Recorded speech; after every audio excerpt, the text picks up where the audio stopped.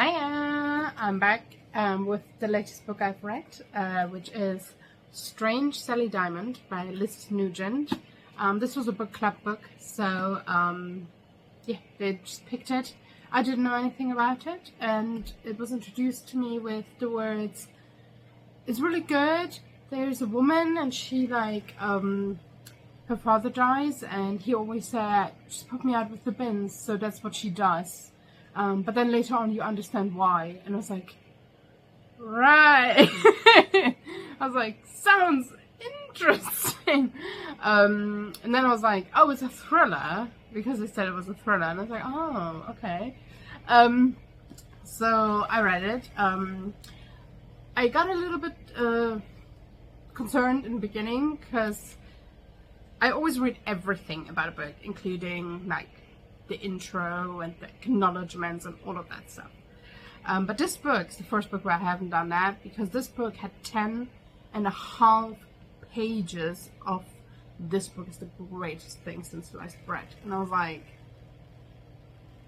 I got it about 4 pages in, and I was like, how much more of this is there? And I was like, oh my god, like I have never seen a book that has like that much at the front of it of like, this is so great. And I was like, why do you need this? Why do you need to be like, this is so great? I was like, I don't know, it gave me a weird feeling going into it, but I was still open.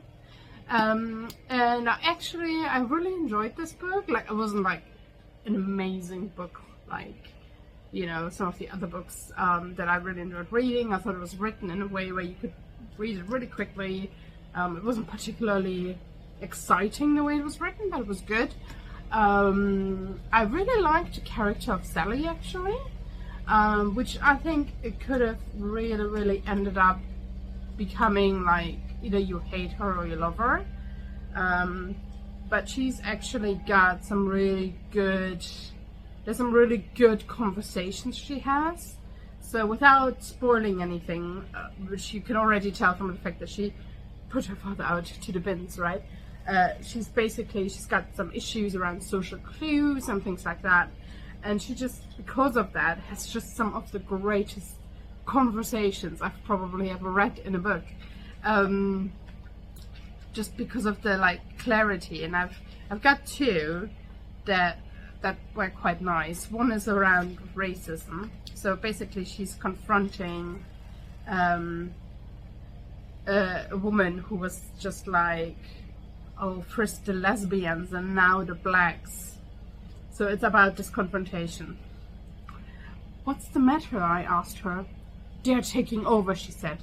"Another 3 families of foreigners moved into the village in the last month. All because of that bloody meat factory at Mervyn Park." "It's good. More customers for you," I said. "They're not the sort of customers I want." "Why?" "I'm not racist, but Ireland is for Irish people." "But a baby in Maduka are Irish. They were born here." "They'll never be Irish," she said. "It's not good to be racist, Caroline," I said. "You don't understand a lot of things, Sally, and this is one of them." "I understand racism. Stop calling me a racist. Stop being one." And I just thought this was great. First I thought like, oh, maybe like because of the way Sally is, she doesn't understand racism because she doesn't understand subtext and things like that. But she does clearly understand racism, and it was quite blatant. And I just loved the fact that it's like, stop calling me a racist, or stop being one. I just love that. And there's another one where she talks about asexuality. And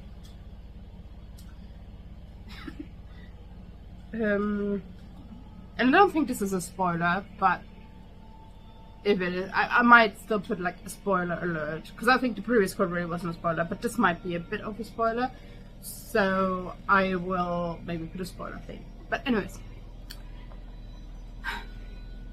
"You seem to be comfortable with your asexuality. Do you now think that's something to be ashamed of?" I hadn't thought of that. Asexual. "But Tina, I did imagine having sex with Harrison Ford quite a lot." She smiled. "I think we've all done that, Sally. I'm not a sex therapist, but that's okay. I don't need sex or want it or miss it. I don't even masturbate. I think you're right. I'm asexual. That's a relief." Why do you feel relieved? I like labels. So I just, first of all, this book talks about asexuality actually quite a bit, and I think this is the first book I've ever read where they talk about asexuality, and it's certainly not portrayed as like, oh, that's weird. It's more very discussed, very matter-of-factly, and I really enjoyed that. And Sally was like, oh, okay, yeah, that sounds like me. That cool, sounds good.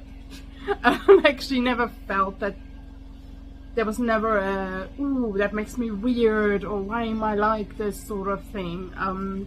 So yeah, I really enjoyed that. So I really liked Sally as a character. She's, I think, a really great, sort of like, just because of the way she is, she has some really great interactions, and you know, there's a really nice, I'm trying to say this without spoilers. I will do a bit of a spoiler later, but I will be like, this is not the spoiling section. But I really like the way her journey in the book is described throughout most of it. And now this is where the spoiler starts. So I will put a little spoiler, and while you see the spoiler, you can just, and when the spoiler has gone, that's when you can come back. So the book itself, so Sally, as it turns out, so she puts her dad out with the bins, and then realizes she shouldn't have done that. But she's basically she's very literal, sort of a bit like some autistic people are. But the reason that Sally is the way she is because her mother was a young girl, a child, who was abducted, kidnapped by a man, who then kind of kept her, raped her. Sally was born as a result of the rape, and spent a few years with her mother in the house where he held them, until she was freed due to an anonymous tip-off. And what also comes out is that she has a brother, an older brother, who was also a result of the rape of her mother. So, but that child, because of the way that the father is, he's very misogynistic. He very much sees women as a very bad people, which it's partially explained through his own history, which I would have loved them to dive in a bit more, because I found that really interesting, how it made him the way he was. But it's just because that's something I'm really interested in myself. But so this brother actually was taken away from the mother and raised by the father, quite lovingly, I suppose. But the father did lie to him and told him he had this awful disease, and it meant he couldn't be touched by anyone. That's why he was isolating the child completely. He was homeschooling him. He didn't take him anywhere. He didn't go anywhere. He was treating the son really well in comparison to the mother and Sally, certainly. But the child was still being manipulated and isolated and abused in its own sense, if that makes sense. And it's very interesting because the book is actually, it swaps between Sally's perspective and Sally as an adult woman, because she has no memory of the time that she spent in captivity, and her navigating, finding out about her history that she never knew about, and like dealing with that and opening herself up,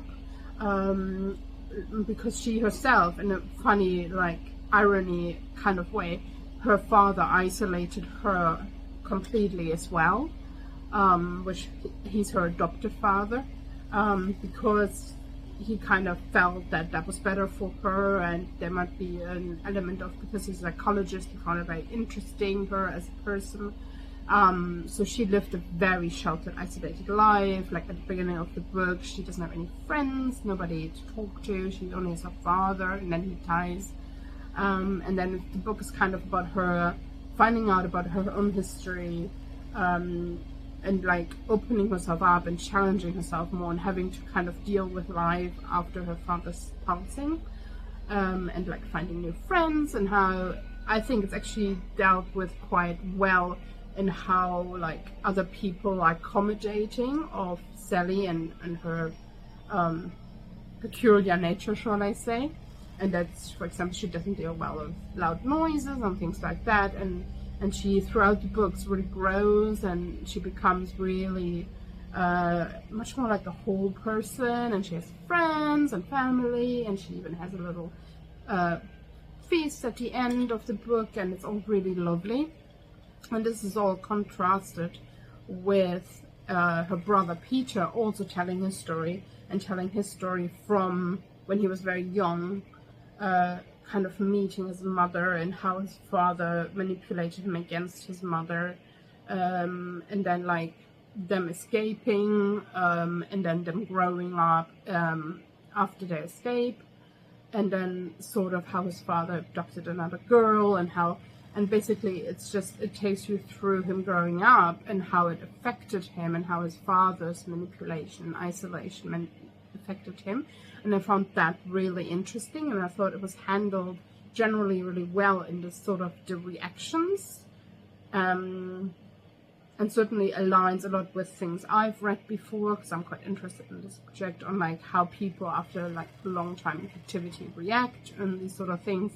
So I thought that part, I was like, oh well, you know, I'm really into this. I was really interested reading that brother, and they're illustrating life, like their contrasting lives, and how it all worked. And I thought that was really interesting. And you had this sort of like, well, will the son become like the father sort of moment. And then there was like the last quarter of the book, and I felt like, so first of all, there is a moment when a strange person comes in, and you're like, oh, it's the brother. But it's actually not the brother, it's actually her uncle, because it's her mother's younger brother, essentially. But then, because Sally keeps being sent presents, and those presents are being sent to her by her brother, but she doesn't know that at the time, until eventually her brother writes to her and says he wants to meet her, which is sort of when the two books kind of come together in that way. And it's all about how, and it stays separated, and how they each see their meeting, if that makes sense. But it felt a little bit like Peter comes across and he voices a lot that he's looking for a connection, and it's written in a way he goes to Sally to find that connection. But Peter is also incredibly aware of the fact that because of his father and the history, like he has to be extremely careful about who he talks to, what he says to whom, because it could absolutely backfire on him. It could really shed the light on him when he has kind of been under the radar this whole time. So it found it really strange that there was this moment where they met and where he would have reached out to her to meet. Like that just like it didn't make sense to me how that actually came about, or why Peter would have done that, considering the situation he was in and was very aware of being in, because he's very intelligent as is Sally.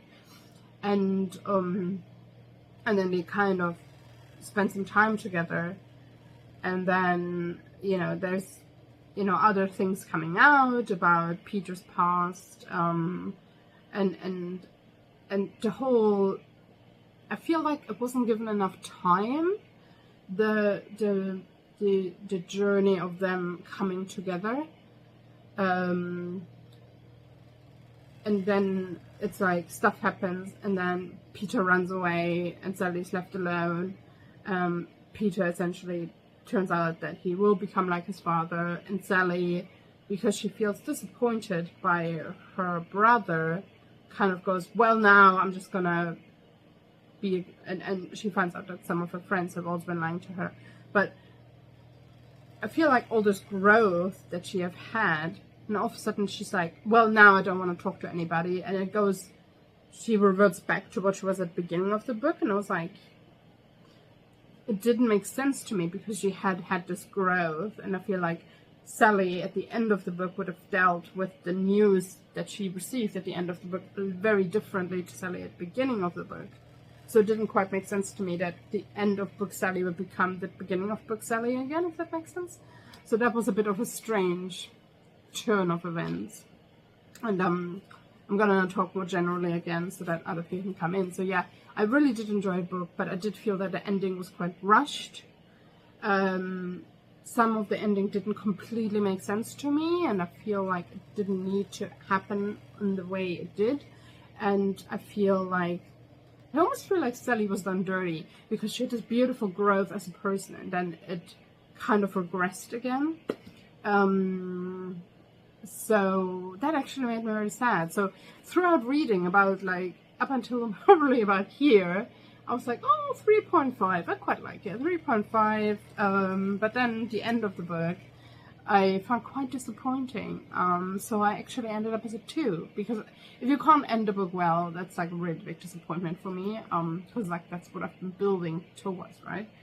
Yeah, I just felt a bit rushed, and yeah, I'm sorry to say that I thought I would end up in a really good place with this book, but the ending just didn't do it for me at all. So it's a 2.